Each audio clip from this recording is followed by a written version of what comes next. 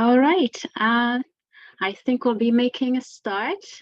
So thank you very much for joining us for this opening session of Breaking Barriers Refugee Week 2023. We are very excited about welcoming more fascinating speakers. And so the first session is our panel discussion, Citizens of Change panel discussion. It is a second edition of this panel. And this year we'll be focusing on 3 individuals who set up their own charity that supports refugees. So my name is Pascal Roussel. I'm one of the organizers of Refugee Week at the University of Leicester. I will be chairing this session alongside my colleague Alex Palanak, who is the head of Sanctuary at the University of Leicester. And we also have our colleague, Julie Umarova, in the background supporting the session. So before we start, I will quickly go through a few housekeeping rules. So you will not be able to unmute yourselves during this session. This is to avoid that you appear on screen. This event is recorded, so we don't want anyone appearing and then not wanting to be showing in the recording. You can use the chat box if you have any questions or comments. And if you have any issues or concerns, you can also send a private message to Julie using the chat box. So of course, please be kind and respectful. We are among friends here. And we will send a link to the video recording as soon as it's available. So it probably will be a week or 2 after the end of Breaking Barriers Refugee Week. If you have any queries following this session, you can also email us to sanctuary@le.ac.uk. All right, so here's the session outline for today. So first of all, our speakers will be sharing their journeys with us, telling us a little bit about their background and how they ended up starting their own charity, why, how they did it, and so on.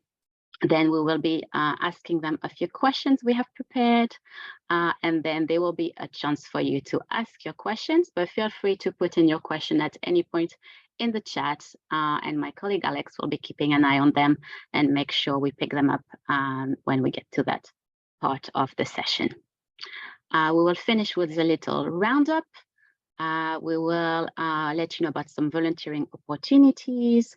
And finally, we will just share the full program of events for Refugee Week. So in case you might be interested in joining us for more events next week.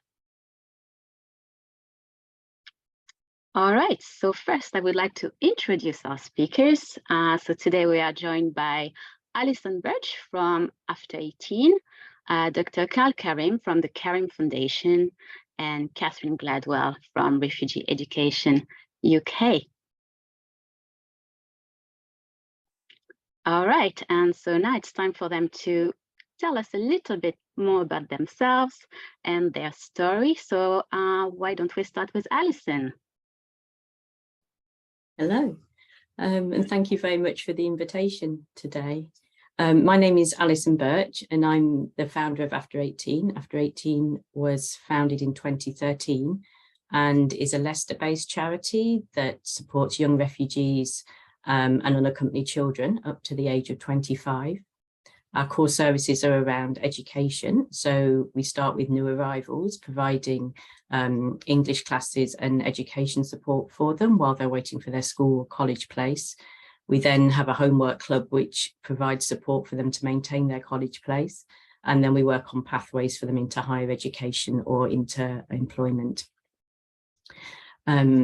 At the moment, we're just about to see our 1,000th young person coming up soon. So we've really grown recently.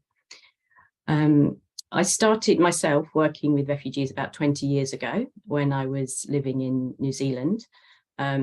And I fell into it quite by accident. I saw an advert on TV, which was explaining to people that people were coming to be new citizens in New Zealand and were starting a new life there. And it was looking for people in the community to support them on that journey. and to help them to settle in New Zealand. So I applied. It was a really well-run programme. It was really positive. And the settlement of people into New Zealand was quite orderly.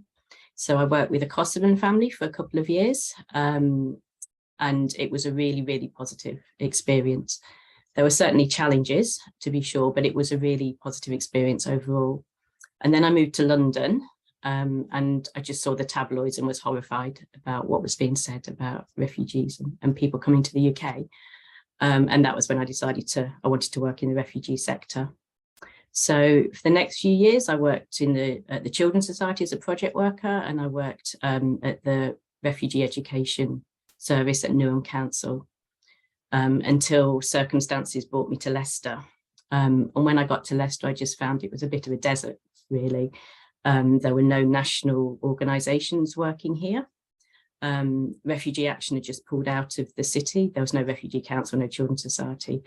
The Red Cross is still here and is still doing excellent work with refugees. But the consequence of that was nobody was really recognising the needs of young people. And also there was no expertise in the city as to how to address the needs of young people. Alongside that, in the work that I was doing, I was seeing lots of Afghan young people who were falling out of services and disengaging when they turned 18. And were facing at risk of deportation when their leave to remain expired when they turned 18. So it really was a case of if you want something to exist, you pretty much have to make it yourself. So I did a talk. I was paid £50 for the talk. And with that £50, I bought a phone, and it wasn't even a smartphone. It was just a Nokia, and 3 months worth of credit. And just gave the number to the young people that I was seeing around the city. And they started calling, and then people started offering us activities. And then gradually the project has grown and grown since then, led by what the young people are saying that would be helpful for us to provide. Yeah, I think starting from scratch with absolutely nothing and no resources has certainly been a challenge, but I think if you look at where we are 10 years later, there's a lot of young people that have certainly benefited from our services. Thank you. Thank you, Alison. That's really interesting because we've been working together for a few years now, but I never really knew about how you started. So thank you. That's really inspiring. All right. Now, Cal, would you like to talk to us about your background and how you started your foundation? Well, thank you for inviting me to chat. And yeah, I guess after what Alison has said, I guess we're the new kids on the block because we're a registered charity from only September 2020. And the story really started in relation to the Karen Foundation. I have the same surname, but the charity is not named after me. It's actually named after my late father. He came to Cambridge in the 1950s. It was then East Pakistan, but then became Bangladesh in 1971. So as an ethnic minority family, my mother came then in the 60s. So we were one of the first ethnic minority families actually in the city of Cambridge. Often they were men that had travelled to the city, but to bring their spouses, I think my parents were the first ones. And so my father came to Cambridge, and then he had a number of businesses, restaurant, trade, that kind of thing. And one of the things that he always did was support people within the city that had come from South Asia or from anywhere really, in terms of jobs or help them with housing and that kind of stuff. But he passed away in the 80s, so he passed away when we were all teenagers. But myself and my sister and other members of the family, we'd always thought about this sort of actionable empathy that he had and how to try and set up a charity where we could support the most vulnerable. And those are refugees, but there are also people that are struggling in a variety of wards in Cambridge before the pandemic, and we're struggling even more because of the pandemic. And we wanted to start off quite small, have a crowdfunder or a small group or organisation. And we always wanted to register as a charity, but the problem was time. We never really had time. We tried for many years and we sort of gave up really. But I think what happened was with the pandemic, it gave us time because we were not commuting. and that gave us an opportunity to register the charity. But it happened because in March 2020, I was driving home from Leicester back to Cambridge, which is where I'm from. Our family's still there, we're all born and raised in Cambridge. And I popped into one of the supermarkets and noticed that the food basket was quite low, that you donate to the local food banks. And when I got back to Cambridge, or I was at another supermarket, we also noticed that the same thing had happened. So we started thinking, what happens if people are dependent on food from food banks and food hubs, and people are not providing as much food as what they would be? So the Trussell Trust mentioned that the amount of food that was being donated to food banks and food hubs had actually reduced. And then we thought, well, there is a dependency there, and there's a need where we need to try and support that. But we didn't really want to start anything up where during the pandemic we would, make things worse and, doing traveling when we shouldn't be. So we raised some funds initially for the Cambridge City Food Bank. And then after that, being an Islamic charity, we raised significant funds during the month of Ramadan. But then we realized that being born and raised in Cambridge, you have a lot of information and idea and experience about what the local community is. And Cambridge is much more diverse than what people believe it to be. And I don't think that those needs are always being met for the diverse population in Cambridge. One of the things we identified that there are people that don't go to food banks, they don't go to food hubs, because there isn't culturally relevant food for them to go to the food bank or food hub. So if you look at the typical food that you would normally find in a food basket in a supermarket that people are donating, they're sort of the usual suspects of the kind of food that maybe many people from different ethnic minority backgrounds would not want to eat. So that's why they don't then engage with the food banks and food hubs. There are people that need raw food in order to cook because of medical needs. So we realized that this was something that had largely been ignored in the city, or something that we could action. And that was the real seminal moment where we thought we need to try and provide appropriate food for people who are really struggling. We also do emergency support, which is things like food, blankets, and right now we're doing utility top-ups for gas and electricity. That's become quite critical now. And what we wanted to do was then support those people that are the most vulnerable in the city, but not do a one-off during the month of Ramadan or have a crowdfunder where, these kind of ways in which we support people, there's no longevity associated with it. So we registered the charity in September 2020, and we've been running ever since. We're working with a variety of stakeholders in the city. I think we can't do it on our own. So we work with the City Council, we work with Cambridge Sustainable Food, we work with the Cambridge Food Poverty Alliance and the Cambridge Ethnic Community Forum, who supported us in registering the charity. Cambridge is very well connected in that respect. And I think that sort of the take-home message really is that because now these invisible, hidden people have now been identified, we're able to support them. We've now realised that when you engage with food support or fuel support, there's so many issues that these families have. So you magnify on one thing and many other things come out, and then we can advise those individuals and families to seek support that they didn't really know that existed for them. So I think that's the positive aspect of it, that we've been working together with a variety of stakeholders in the city, and it allows us now to help shape services within the city with those sort of individual or those invisible communities that have maybe not been serviced in the targeted way in which we really want them to. I think that's been the main driver for us to sort of educate ourselves, but also make others aware that the city is very diverse. And there's a lot of diverse needs that need to be met. And I'll finish there if that's okay. Thank you very much, Carl. And this is also highlighting how important it is for us to all work together toward the same objectives, because there is a lot of different expertise, and if we work together, we're a lot more efficient. And last but not least, I would like to introduce Catherine Gladwell. Thank you. Yeah, it's really lovely to be here.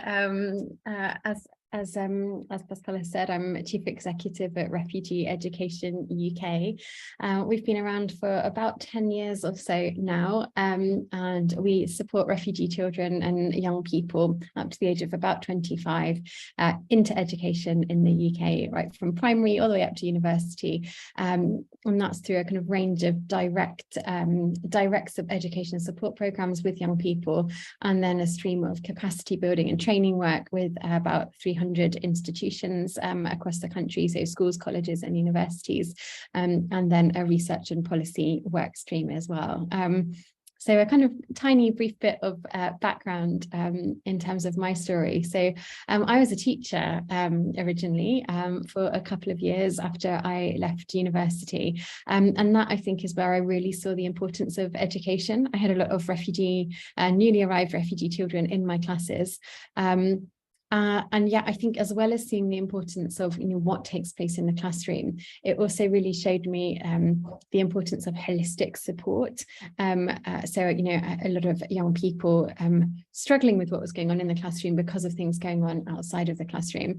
And I then worked as a support worker for newly arrived migrant children for a number of years, which I absolutely loved. I think in terms of the journey to setting up ARA UK, part of what was important to me was this idea of being really rooted in individual support for young people, but also having the potential to impact and change policy. So when I was working as a support worker, it felt like, really critically important work, but there was nothing within the remit of the organisation that I was working for, or the project that I was working for, that engaged with the sort of recurrent nature of a lot of the challenges that were coming up. And there was nothing in our remit that sought to or had any channels or avenues to feed some of that learning into the structural issues that were kind of exacerbating those things. So in some ways, the support sessions that we were doing felt like a sticking plaster, like a really, really needed sticking plaster, but that we weren't seeing any kind of structural change. I then ended up working in an international NGO working in education in emergencies and education in countries affected by conflict in the policy world. And that I also absolutely loved. But there was, when I looked at people who'd been in those roles for 10 years longer than I had, there was a kind of increasing disconnect from the world of those kind of support work sessions and grassroots organisations, and disconnect from young people themselves. And so it felt like there were these two kind of opposite ends of the spectrum. And I was really curious to see, well, what could we do if we tried to set up an education initiative that was grounded and rooted in working with individual young people, and kind of informed and shaped and guided and led with and by those young people, but also had roots into the decision makers. So whilst that was all kind of going on in my head, I was living in Harlesden in London, which at the time, kind of 10 years ago, this isn't the case anymore. It's in the borough that had the third largest number of unaccompanied asylum seeking children in the UK. So I was kind of getting to know a lot of these children on my own community and my own doorstep. And so whilst still in my job at an international NGO, started up a small volunteer group that was running informal ESOL classes and doing a very tiny kind of volunteer educational mentoring program in partnership with the local further education college for 10 unaccompanied asylum seeking children.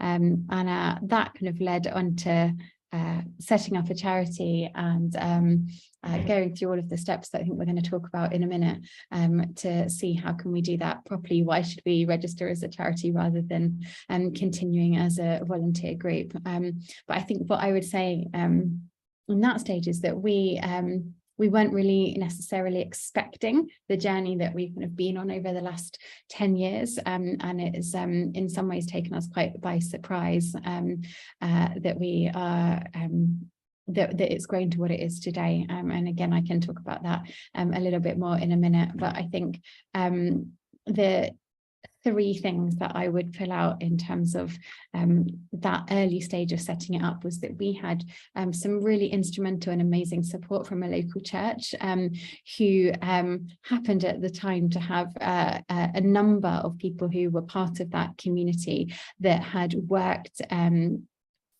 in education, in the charity sector, in fundraising, that type of thing. And so we had this kind of group of skilled people that were willing to give up their time and were also willing to volunteer. And that church supported us with some founding board members and some seed funding to register as a charity. We also conducted an initial needs assessment, which is building on what other people have said already as well, that we didn't want to replicate what was already happening. And I assumed, to be honest, at the time that education support for refugee children would be very well kind of covered, and was actually quite surprised when we did our local needs assessment to discover that that actually wasn't the case. And so we were able to sort of plan some of our interventions and kind of co-design some interventions with young people on the basis of what had come out of the gaps in the needs assessment. And that really began our sort of journey to expanding and realizing that the needs that we'd seen locally were actually reflected nationally, as well as other kind of local authorities and schools and young people got in touch with us. And so at that point, I sort of decided to take the plunge of starting to apply for funding to see if we could actually get some people, including myself, to kind of leave the jobs that we loved and see if we could actually make a go of it, giving a bit more time into this initiative rather than having it as something that we did in our spare time alongside our other jobs. Thank you, Catherine. Well, I think something that's already coming out is that you all identified a need in your local community, and then you felt the need to try and fill it, and that's what started the whole adventure. And now, I mean, you've grown exponentially with refugee education UK, Catherine. I mean, and you are now a reference, I think, for a lot of institutions and organizations. I mean, I know we always look at your resources or direct student to it. So yeah, you've made a massive difference already. All right, so I think now we will get on with our questions, our panel discussion. All right, so our first question, so what are the main practical considerations that you needed to take into account when setting up your charity? Let's start with Cal, who has done it very recently, so maybe it's very fresh on his mind. Yeah, sort of slightly different from Catherine, where we've all got full-time jobs in the family, so we're doing this in our spare time. And when we originally had the discussion, it was whether you would be able to commit the time, and the right people needed to be in place. So that was family members, who would be a trustee. So there's only 4 of us actually. And I think that the plan was that could we commit the time to have a charity that we need to fulfill all of the legal and all of the requirements and all the purposes, but all the benefits associated with that while we had full-time jobs. We registered the charity during the pandemic. So obviously during the pandemic, because we weren't commuting or traveling, we had a lot more time. But then we thought, at some point the pandemic will be over, and then we'll get back to our work and our jobs, and would we be able to continue, fulfilling what we wanted to for the charity. So I think for us, it was having the right people with the right skills. So we have a director of comms, who's actually my nephew, Ibrahim, and he works as a social media officer at Cambridge University. So we've got lots of transferable skills. And then being born and raised in Cambridge, we know people locally. I think that was important. So we had to do some internal reflection to start off with and try to work out what could we do. Now, we were a crowdfunder before we were raising money for a variety of different vulnerable individuals and families. So we'd had a bit of a track record. We then worked with sort of local businesses to provide food support because we wanted to support those local businesses during difficult times. So the practical considerations were all of those things. So, could we have to have a purpose? Could we benefit the community in a meaningful way? Many of these people, individuals, are struggling already when they're coming to you. How do we vet those individuals as well? So that's when we have the partnerships with all of the other stakeholders, because those individuals and families already vetted. So we needed to balance, have this work-life balance. So these were the sort of practical considerations before we set up the charity. And we'd noticed in Cambridge and in our community that there are many people that support the most vulnerable in our city. Many people from our ethnic minority communities as well, but they don't register as a charity. So it almost became like, well, there's a call to action here, because if we're able to do that, then maybe that could encourage other people to do that. So since we've registered as a charity, we've provided our constitution to another group that's registered as a charity and another one that's thinking about that may never have thought of doing that because they feel that there are significant barriers once you want to register a charity. But if you've got all of the information in place and you know the questions that you need to answer, and there's got to be that internal reflection and collection of that information, I think you'll be doing the charity a disservice if you weren't able to commit time. And I think we've found a healthy balance where we can outsource a lot of the work. We can have local businesses that are delivering the food.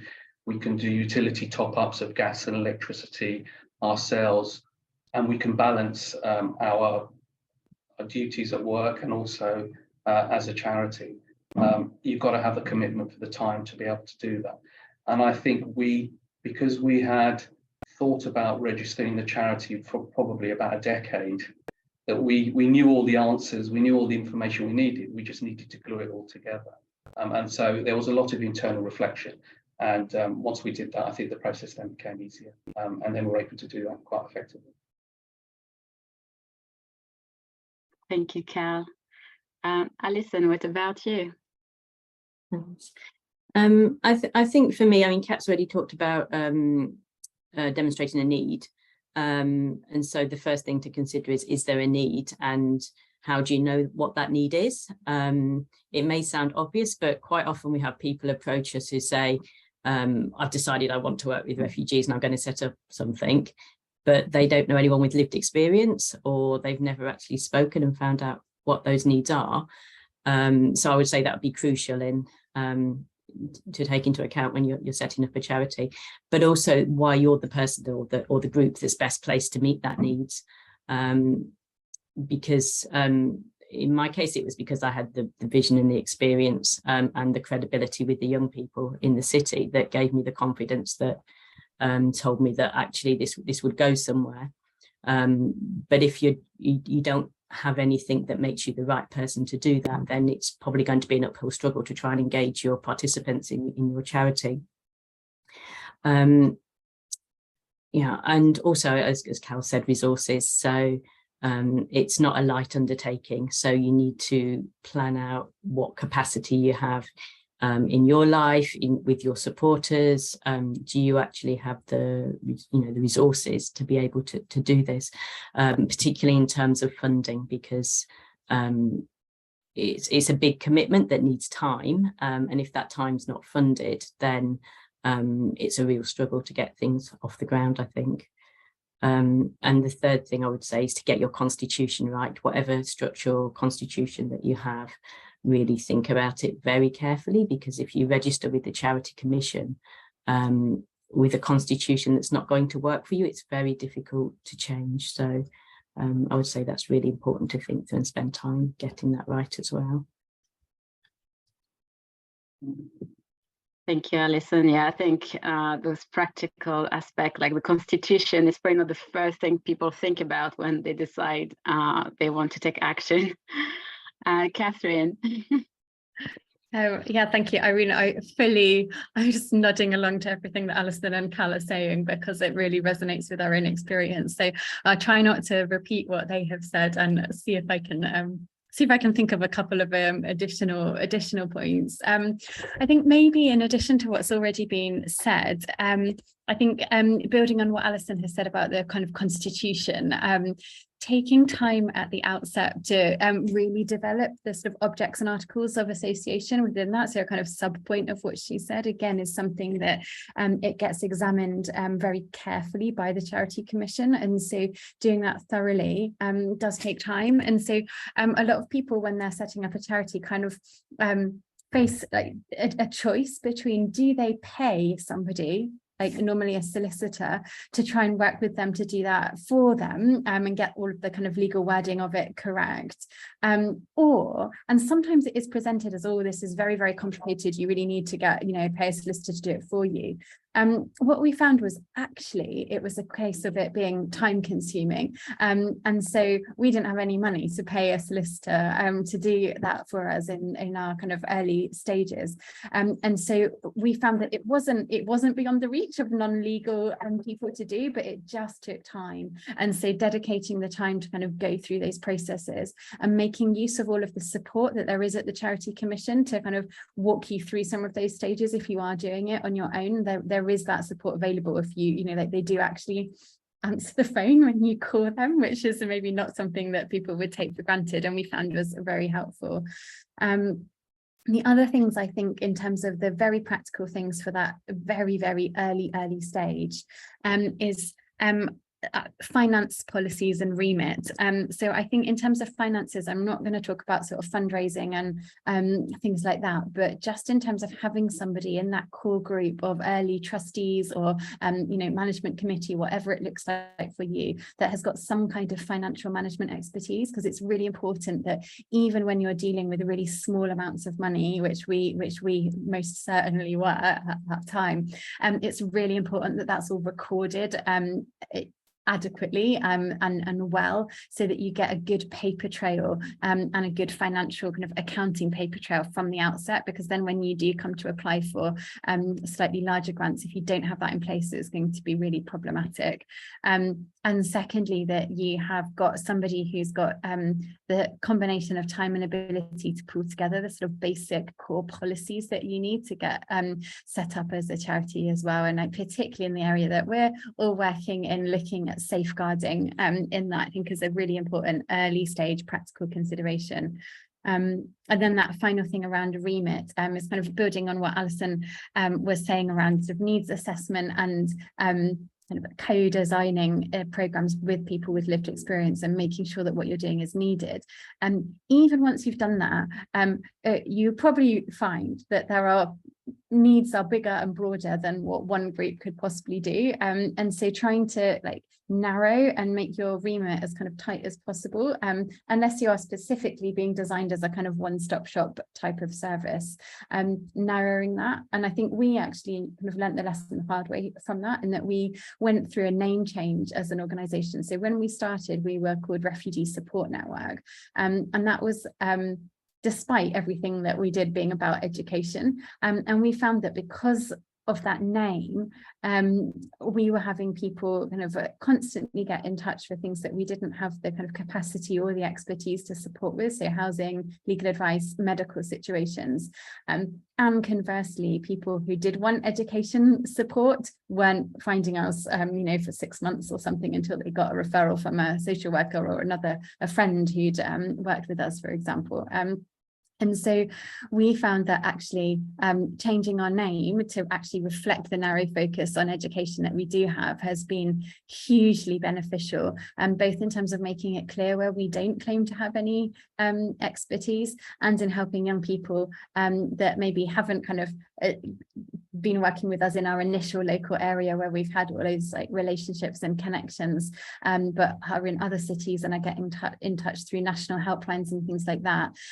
It's really helped them to find us more rapidly. So if I could go back and change something, I would narrow our remit and make it clear in how we name ourselves. Earlier on, that's what we were doing.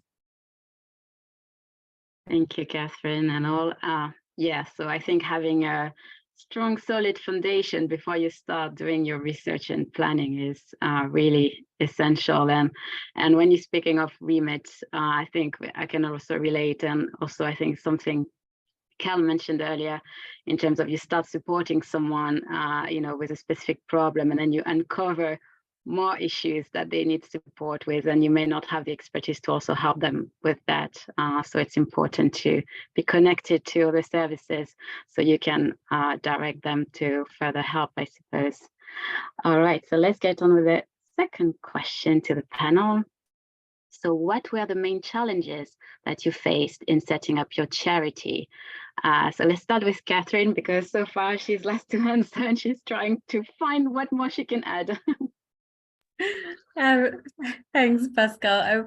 I think I was reflecting on this and thinking there were two probably biggest. There are many challenges, have been many and varied since day one until now. It's been a roller coaster of a journey, but probably two main ones came to mind for that early stage, and one is funding. And I think the challenge was that whilst there is an advantage in the early stage of being a charity, that a lot of donors want to fund new work, and so it is a kind of attractive thing to a donor if you're going and saying, oh, we've identified a kind of a new and pressing need, etc., etc. But what we found to sort of almost override that was that this need for a track record of, and particularly a track record with other donors. So I remember that the first year of us applying for funding, kind of constantly getting feedback from trusts and foundations that said, oh, we really love your proposal, but you don't have enough of a track record. And they would even say things, oh, we really appreciate the kind of the track record of the people individually who are involved in this, but the institutional track record of you as a charity isn't enough for us to grant you funding on this occasion. Please do come back to us in a couple of years' time.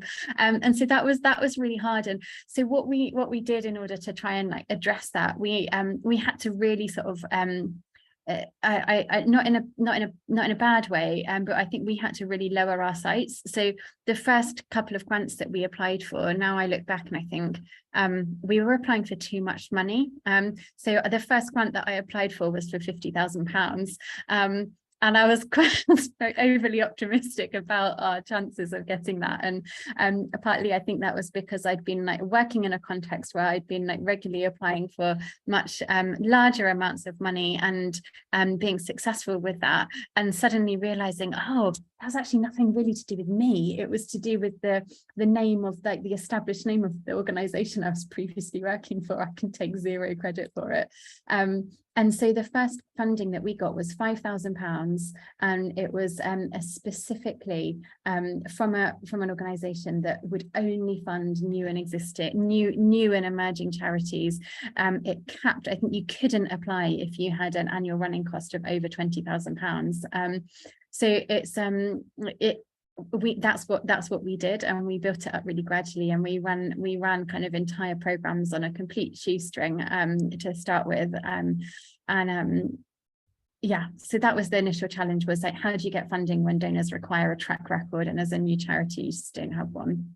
The second challenge was people.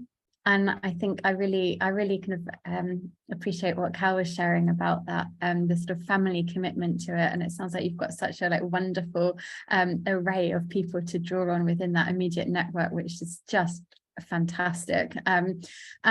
We had a brilliant group of trustees, but they were all they were kind of full of ideas and strategic thought and brilliant insights, but had very, very little time. And so for me and the other volunteer who was actually kind of dedicating time into it, and again, this was alongside full-time jobs initially, for me, I felt like I was looking for someone else who would come alongside me and actually be like a kind of weight bearer in the organization, even though it was such early days. I knew that the other volunteer who was like helping to get it off the ground was in it on a temporary basis, and it wasn't what she wanted to do long term. For me, I was like, if this works, I'll give the next however many years of my life to like working in this area. This is what I want to do, and these are the young people that I want to work with. But finding someone else to come and like be part of that journey. And so, I mean, I have a couple of colleagues now, actually, two in particular, who joined very, very early on, you know, after we'd been running on a very small scale for about 10 or 11 months, and 10 years later are still with us. And I look back and I think that was a game-changing moment for me, when they came on board, and suddenly it had these two other people who were saying, yeah, I'm in this for the long haul as well, and we could kind of carry it together, and that, so I think finding the right people, whether they're family members, or people who you know, you get introduced to, or friends or whoever, but finding people who can support you in terms of carrying some of that vision, and the emotional energy that goes into setting something up from the outset, was a challenge. And when it was resolved, it was a game changer. I've seen Alison nodding a lot, so I will go to Alison next. I think Catherine wrote my script for me, because that's almost exactly what I would have said. I think in terms of funding, yeah, starting from zero, and realizing that nobody's going to fund a salary. So it was grants of £1,000 and then £5,000. You have to climb like a ladder of fundraising amounts, like each step up. And with each step up comes more work as well, so which draws on your capacity somewhat. So yeah, so when we first started, we were getting £1,000 grant, you know, £5,000 grant, and we couldn't fund staff for the first couple of years. So it's, you know, I was having to do like consulting and sessional work and things. So and that detracts from your time to get things off the ground as well. So it's a very similar issue. But also there was the idea that funders didn't want to fund salaries as well. They're expecting everything to be done by volunteers, which is, I think, not taking into account the skills and the expertise of the people that are actually needed to run it and are needed to ring-fence their time to be able to deliver, to work on something with focus and to be able to deliver that. So that was a real challenge for the first couple of years, and it was very slow to build, I think. I like the idea of a weight bearer. That's something that I'd quite like. So I'll have to work on that one. And also the trustees as well. So our initial trustees were all former colleagues, and so we were all very similar in our experience and our skill set. So finding people with a financial background and HR background that can contribute to the HR board, who aren't incredibly busy and will give up their time to do that, but also who understand the values and how small charities work as well. It's really difficult to find the right people to join your trustee board. We had the same trustees for a number of years, and when we do recruitment, we really struggle to find trustees. And the trustees that we do find, they tend to be people that are already on our radar anyway, that we know from other areas. So I would say that's a big challenge, because they have a lot of power within the organisation. It's really important to get the right trustees into your organisation with the right vision for it. And then the other issue that we have is about managing capacity in terms of what resources we have weighed up against the demand from the young people. So we don't want to overpromise what we can deliver for young people and extend our offer and promote the service really widely if we don't have the capacity within our volunteer team or within our funding to be able to meet the demand for a higher number of young people. So that's really, really tricky to balance, because we're an open access drop-in. So we never quite know how many young people are going to walk through the door, and trying to resource that in terms of volunteers can be, it's a fine art really, that we really do have to balance quite finely. So I think that's everything. Actually, I was thinking maybe not everyone knows or understand what a trustee is or what their role is. Would any of you would like to explain that briefly in simple terms for people who may not know? Ooh, no volunteers. Cal, you've not had your turn. Would you like to explain? Well, for us, in terms of the way we're set up, so we don't have anyone on a salary. We going back to the constitution, we decided that we were going to have a CIO constitution as a foundation, so charity incorporated organisation, where the trustees would be the decision makers. So as a trustee for the Carrying Foundation, you're responsible for the overall management of foundation, because we don't have a management committee or a management system. We wanted to set up our charity and keep it small, so there's not a reliance on a huge amount of paperwork, even though we have all the compliance toolkits in place that you have to do as a charity. But also you have to drive the charity, and you have to make sure that the charity always fulfills its purpose. So the Charities Act, I think, has 13 purposes that you need to have one of those in order to be as a charity. So as a trustee, it's really important that that focus is there, that you know your purpose, but also the benefits. You have to be able to demonstrate that there are benefits to your service users.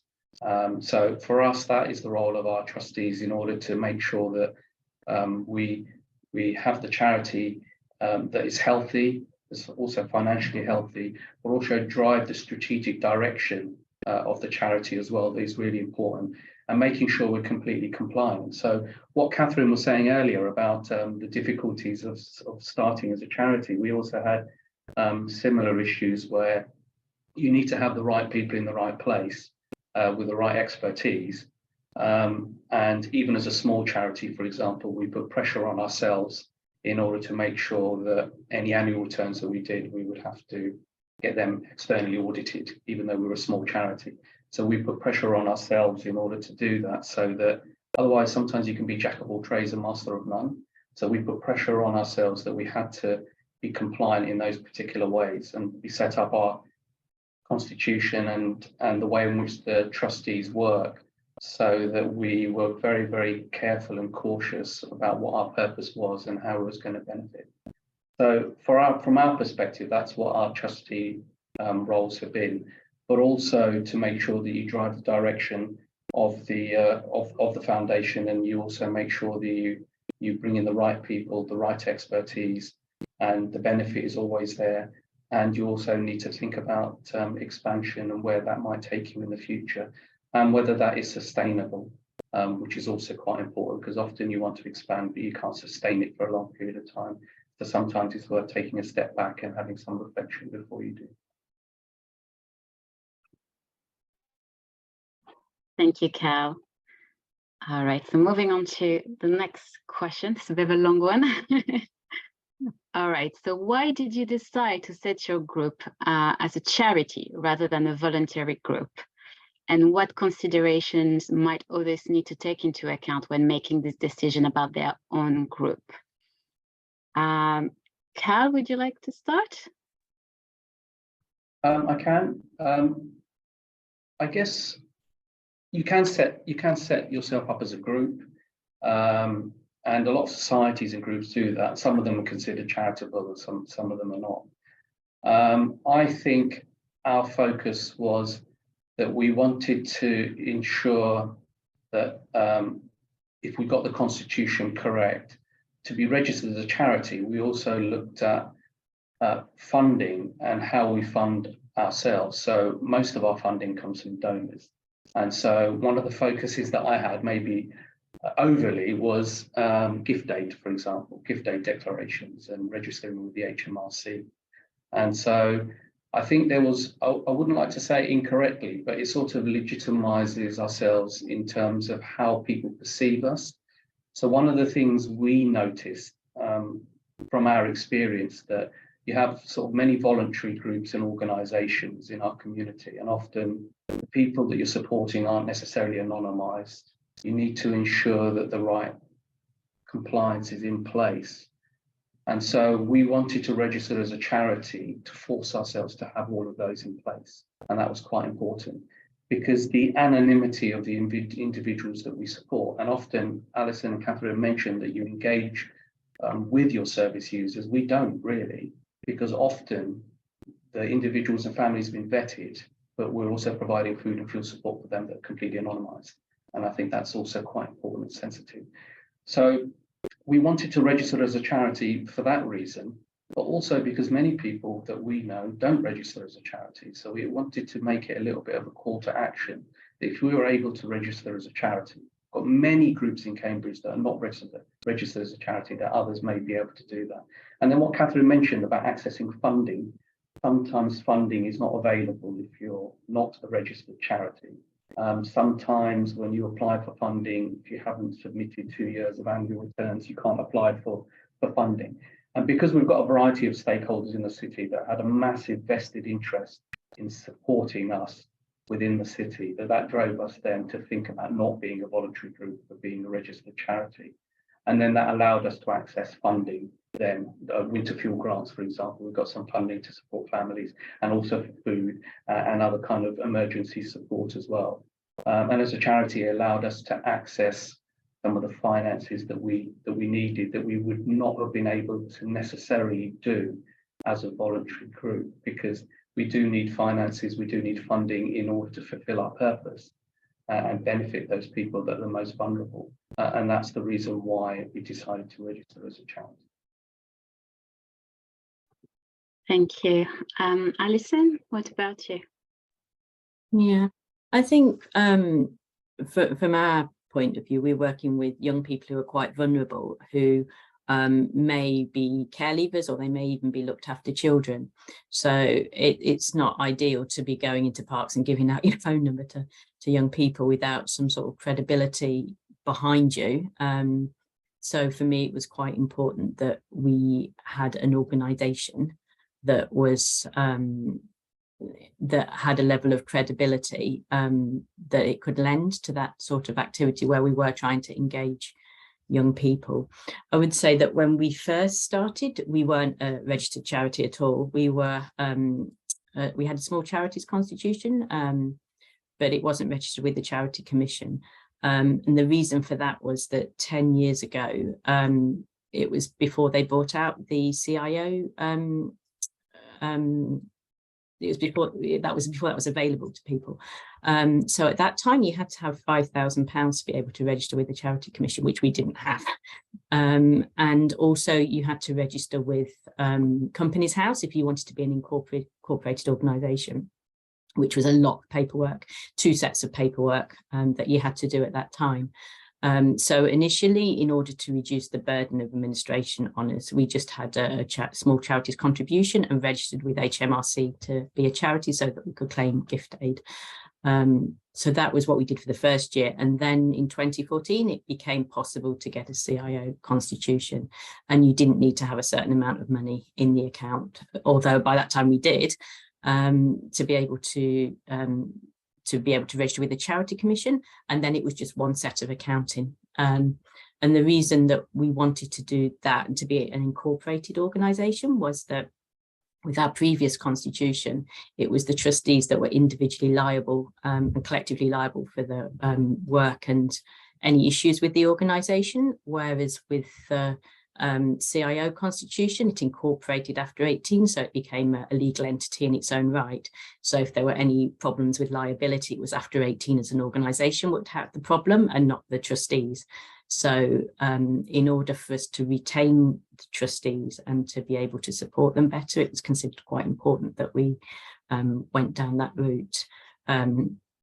So I was hoping somebody was going to explain about the role of the trustees, but the trustees are the people who are responsible for the charity and overseeing its mission and its operations, although they don't generally get involved too much in the day-to-day side of things. They are the ones that are responsible for the charity.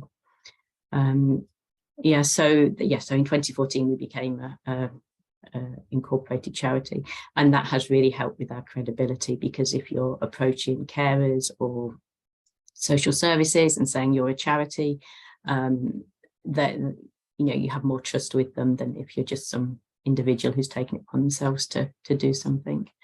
And also it's helped a lot with our fundraising, as Cal said. we've some funders will only fund registered charities, some funders want to see years of accounts. It gives them some assurance that you're being vetted and that you're submitting accounts, and some level of running of your charity. So it was a really important thing for us to do. So. Thank you, I might interrupt for a sec there, Pascal, but yeah, I probably should have mentioned that. I just put that in the chat about the CIO constitution, because that came up in 2013, that Charities Commission wanted to make life a little bit easier for charities to set up. But obviously Alison had set up a charity before that. So for us, it became the norm that the trustees were then not liable, but the charity itself is the entity itself. And I think you're right. I think legitimacy, credibility, probably more important, financial transparency. Our donors want to know that it's being spent in the way in which we intended it to, and then we have to show a meaningful benefit of where it was being spent, why it was being spent. And I think the Charities Commission did make life significantly easier by having a CIO constitution. And I think we benefited from that immensely. Thank you, Cal. Yeah, I think this concept of liability is really crucial when you start thinking about setting up a voluntary group or charity, and you need to be very aware of that. Catherine, if there is anything else you would like to add to this? I don't have much to add actually to what Cal and Alison have already said, as I think for us it was two things. It was the financial transparency that Cal has just spoken about, and then it was the sort of safeguarding and governance accountability. And it was so broadly and kind of encompassing both of those things. It was just the principle that even if we're starting really small, then we want to be held accountable to how we're doing things, particularly because we're working with young people who have come from challenging situations. We want those kind of safeguarding accountability structures. We want to have to publish our accounts. We want to have that level of transparency across all of our work and be held to the standards that there are. And so we kind of set up as a charity before we grew, and when we weren't even necessarily expecting to, rather than kind of like in response to growing, which is something that I've heard from some other organizations, that they kind of thought, well, we'll be fine as a voluntary group, and then suddenly they realized there's more demand for what they were doing than anticipated, and they're kind of thrown into like, gosh, we should probably register as a charity. So it was kind of the opposite way around for us. But I will say that listening to Alison and Cal makes me wish that we're doing it a few years later, because we didn't benefit from the CIO change, and we did have to go through the kind of whole registering with Companies House and the Charity Commission process, and we wouldn't have been able to do that if it weren't for the local church that I already mentioned, because the seed funding that they provided was explicitly to cover the cost of registering as a charity, so that we could have that level of kind of accountability and transparency from the outset. So yeah, I will remain very grateful to them. Actually, speaking of which, does any of you know of anywhere where if someone wanted to set up their charity, but they were a bit clueless about all the formalities, is there any help easily accessible these days in terms of all the formalities to set up the charity?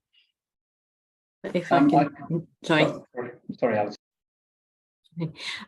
So if you're in Leicester based, then I'd recommend going and speaking to VAL, Voluntary Action Leicestershire, because they have a toolkits and resources and training, and we really benefited from their training when we first started. Their training on what are the responsibilities of trustees, on recruiting volunteers, on policies and governance and that sort of thing. So locally, I would say that they're still offering some of those services. So they're free for charities and small groups. So mainly, some things are chargeable, but I would say to take up whatever you can from them as a starting point.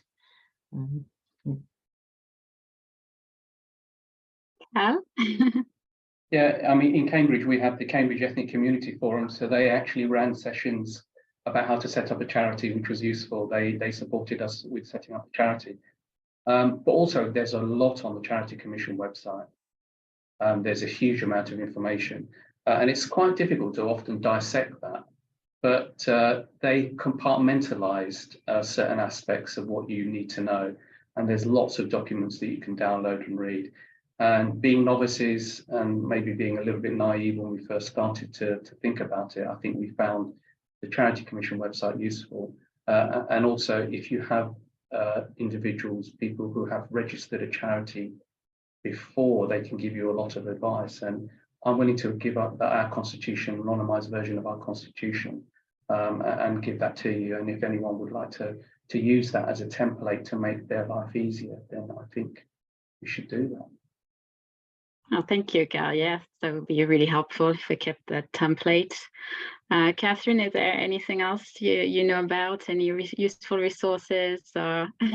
No, I mean, I think what Cal and Alison have said is great. And the only thing that I would add, in addition to the kind of local place-specific forums that are incredibly useful, is the National Council for Voluntary Organisations also has a lot of great resources and sort of brilliant training sessions on some of the kind of fundamental of kind of charity management and running and trustee roles and that kind of thing as well, which are really good. But yeah, that's it. Lovely. All right, so final questions, and I will go to Catherine. Are there any other tips you would give to someone who is considering setting up their own charity? Yes, I think I would say, and some of this is kind of just emphasizing points that have already been made, but my top kind of 3 tips would be: 1, start small. And I've had a number of conversations with people who've said, like, oh, I really want to do this, and this, but they haven't been willing to sort of step back and say, okay, what's step 1? What can we do when we've only got 2 hours a week? Or what can we do when we don't have any money? Or what can we do when it's really, really small scale? And yet I think it's not a coincidence that so many organizations have got stories of starting really, really small in the kind of, like kitchen table, no money, etc., etc. And so don't be afraid of starting small and just do what you can with the resources that you've got and see where it leads. So start small. 2, do a needs assessment. I know that's been said multiple times already, but really can't emphasize enough the importance of finding out what else is already going on and seeking to complement it, not replicating it, and doing that whole process with the benefit of people who are experts by experience in whatever the issue that you're wanting to work in is. And then finally, the importance of the Board of Trustees and who they are. I am really, really fortunate with my Board of Trustees. They're fantastic people, and yeah, I regularly have conversations with other charity leaders or chief execs who a stress point for them is, oh no, I've got to go and meet with the board, or they don't understand this, they're always pulling in 100 different directions or whatever it is. And I feel I look forward to our board meetings. I know that there'll be kind of robust conversations, but I know that fundamentally they're all really for what we're doing. And so really thinking carefully about that sort of construction of that initial Board of Trustees, and in that recognizing that the responsibilities of a board, as Cal actually has kind of alluded to, look very different as a charity grows, and what the board has to do in an early stage where there's no paid employees and the board basically is the charity, is really different to what the board does when it's a kind of purely a governance mechanism and there's a staff team, and it's a really different skill set often that is needed for those different phases. So kind of considering that as well. So start small, do a needs assessment, and do that in partnership with people who are experts by experience, and really consider carefully who you're building into your Board of Trustees. Thank you, Catherine. Alison, again, I've been seeing you smile and nod a lot.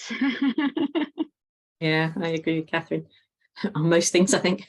My only other tip would be to think smartly about how you can involve partners in what you offer. So for example, we run a lot of activities, but they're all delivered by our partners. So we have a partnership with Leicester City in the community who deliver our football. We've had partnerships with various art projects that have delivered art sessions for us. If we were raising money and funding those ourselves, it would be a lot of work and a lot of income generation to deliver things, but actually we're getting them for very little. And the young people are really benefiting from it, and it's building our offer. So look at who you can partner with and on what. And also in the past, when we were trying to grow, we partnered with a few bigger partners on funding bids, and they lent credibility to our smaller organisation in that funding bid, but it built our track record. So we were sort of piggybacking a little bit cheekily on some of our bigger friends, maybe, which helped us quite a lot to grow and develop. But I can't emphasize enough to look and see what else is being out there, because it's difficult when people are trying to duplicate.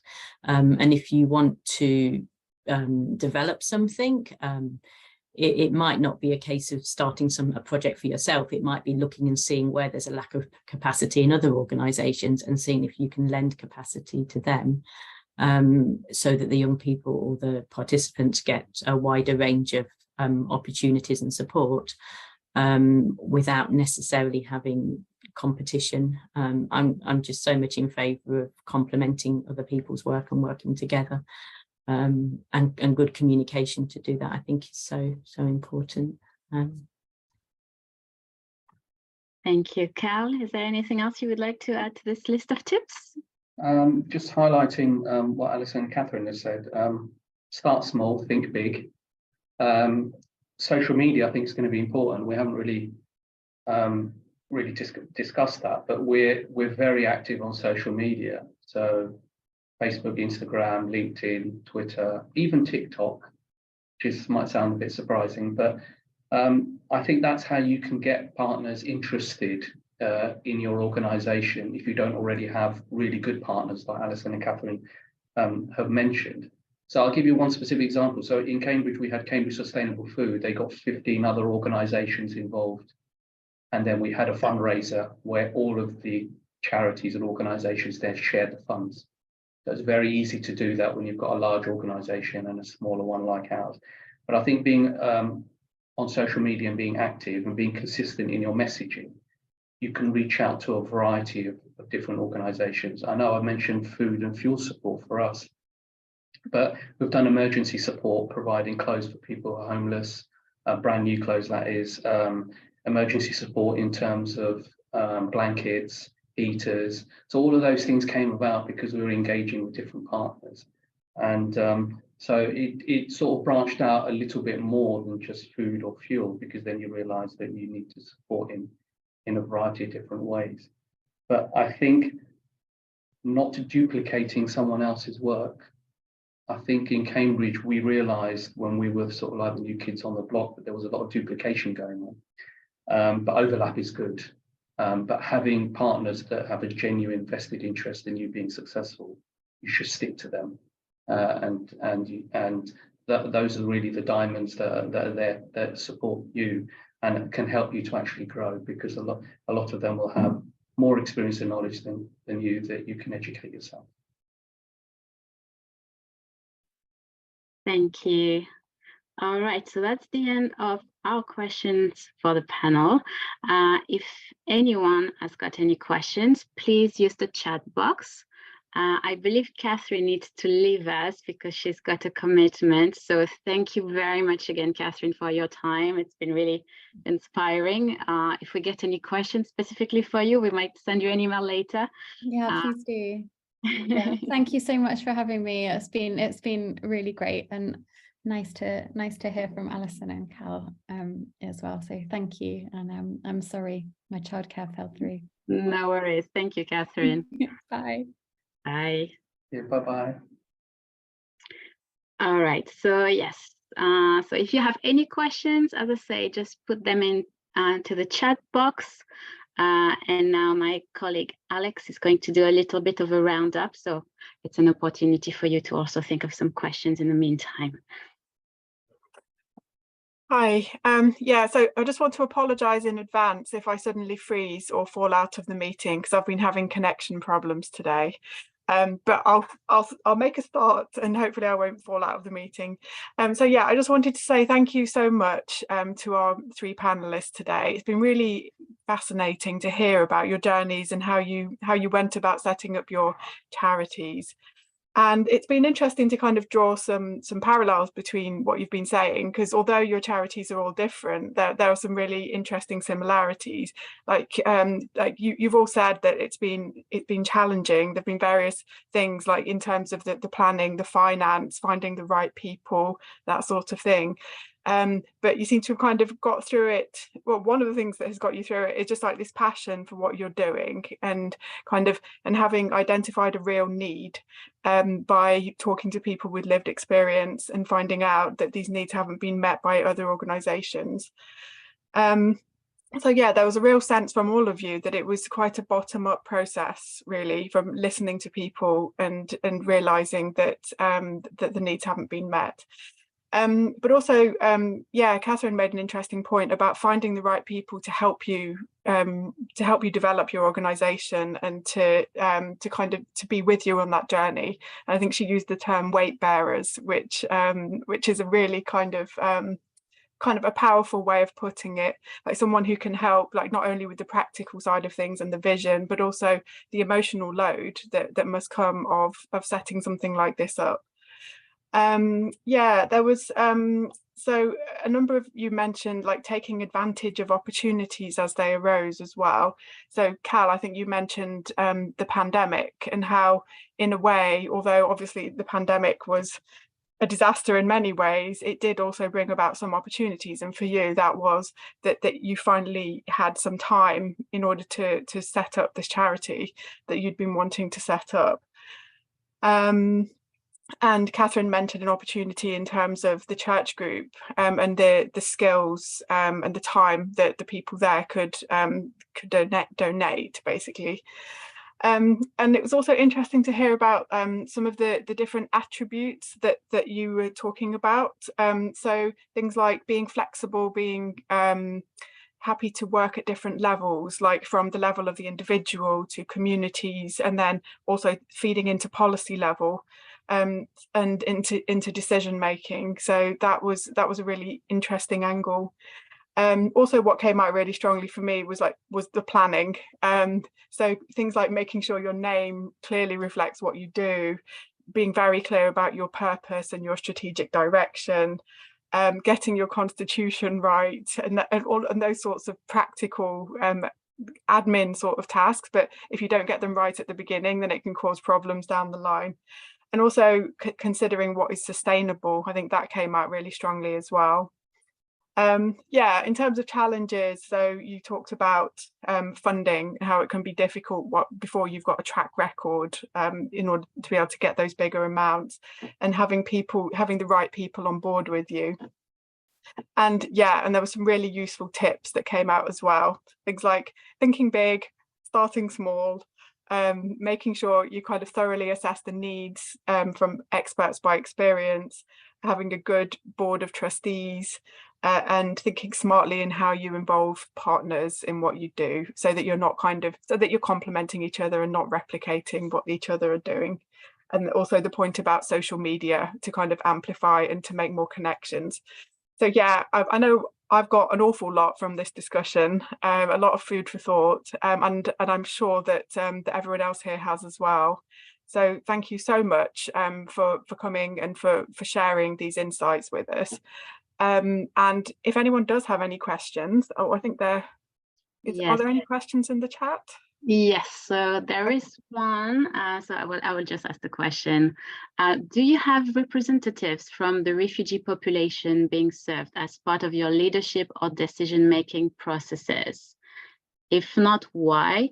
If so, how does doing so benefit your organization or present unique challenges?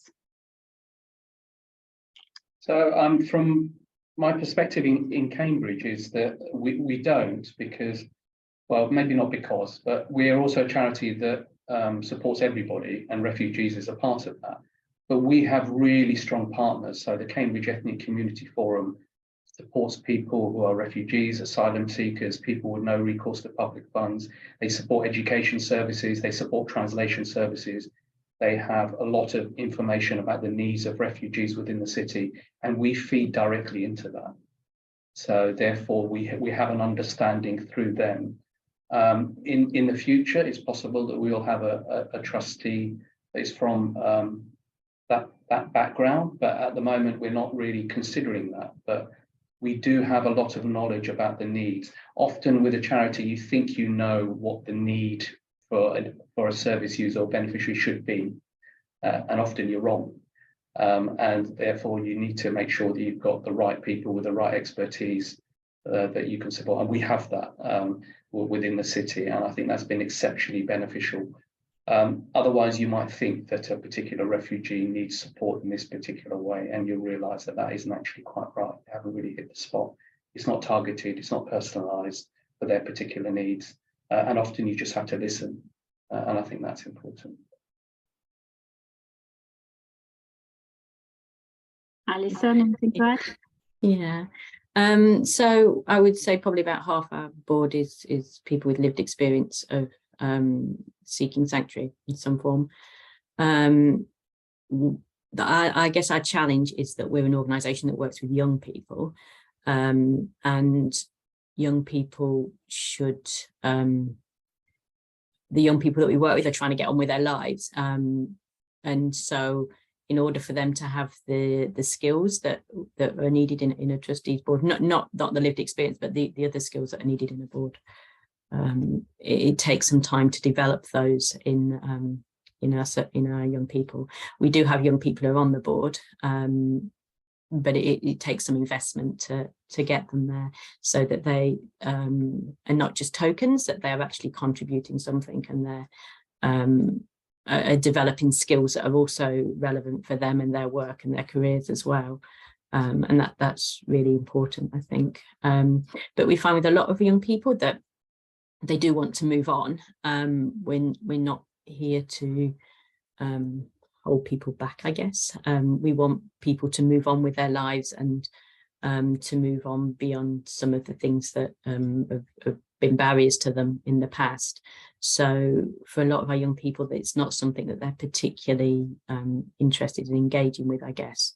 But then we have a few that are, and they do make up our board. So yeah.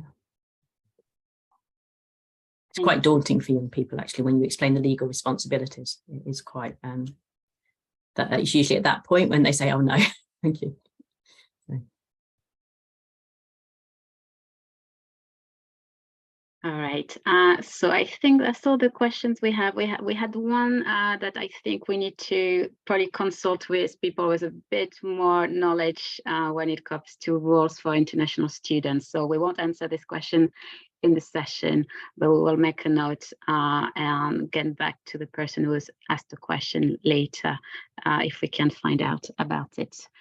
Alex, do you want to do a little mention of volunteer opportunities?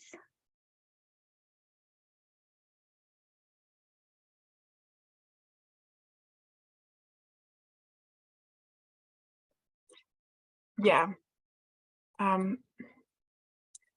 Yeah, so here are some different examples of volunteering opportunities. So another interesting thing which came out of the discussion today was that all of our three panelists had started out as volunteers, and then it kind of developed into something much bigger. So if you're interested in potentially volunteering for an organisation that supports people with refugee backgrounds, here's a list of organisations and volunteering opportunities. So you can see here, so we have the STAR network. So if you're a student at university, you might want to join or start a STAR group, perhaps run clubs, that sort of thing. There's an organisation called ScreenShare that renovates digital devices and then distributes them to people with refugee backgrounds so that they can access educational opportunities. And they have lots of different possible voluntary roles. So you might donate a device, You might arrange collections at your organisation. If you've got tech skills, you might want to be involved in refurbishing these devices, or you might want to be a runner, collecting and taking these devices to the service users. So there's lots of different options with screen share. City of Sanctuary UK has got lots of different roles as well, campaigning, perhaps becoming a trustee. Also, they have various local branches, like in Leicester, we have Leicester City of Sanctuary. So at a local level, you might become involved in teaching or befriending and that sort of thing. There's a charity called Growing Points, although I think perhaps I think actually this charity has now closed down. So I think, yeah, probably, I don't think they're operating anymore, actually. We probably should have removed that link from here.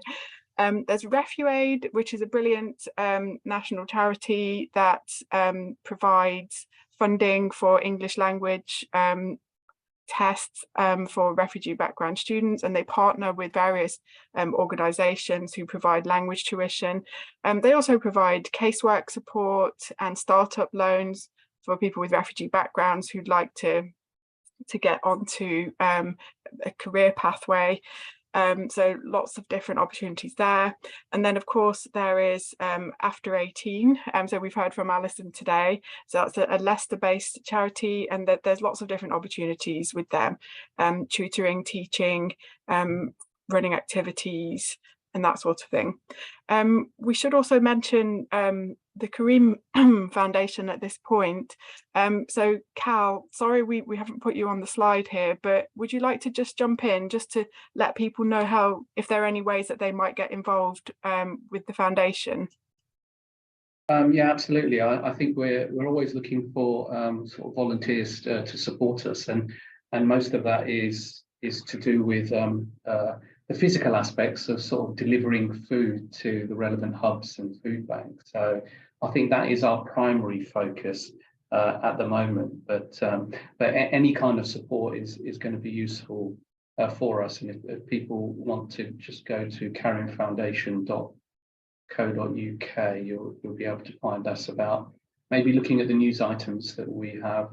Gives you an idea of the kind of things that we're doing and the activities that we're running. Now that this post-COVID, we were unable to go to lots of events and organisations that were face-to-face within the city that now have become open. So we're starting to engage with the community a lot more, and with members of the public, to find out exactly what the needs are in the city. And we would then need volunteers to maybe help us host and run those events. So those kind of opportunities will be available. We'll be more than happy to receive some support in that.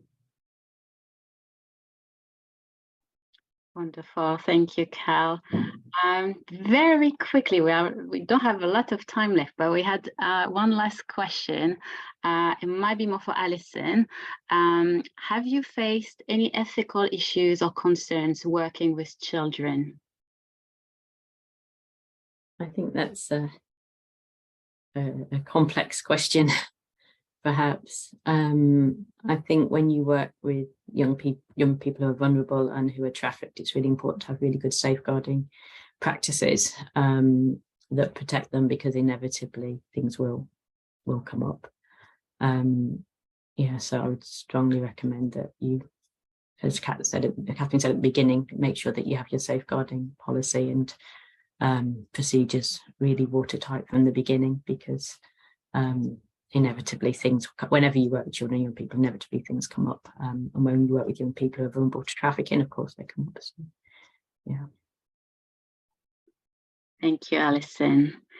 All right, so before we close this session, we just wanted to share our full program of events with you all. So this was the opening session of Breaking Barriers Refugee Week. So we will be back next week with a lot more online events. So you still have time to sign up. And We also have the Attenborough Art Centre, if you are in Leicester, having an event tonight and the closing of exhibition by an Iranian artist that you can join. It is free, but you need to sign up through the Attenborough Arts website. So we hope to see many of you next week as well. And thank you very much again to our panelists for joining us and sharing their journeys, and it's been really inspiring. I have learned a lot myself. And from the comments, I can see everyone has and is also very inspired. So thank you again for your time. We wish you all a very lovely weekend, and yeah, hopefully see you at another session next week.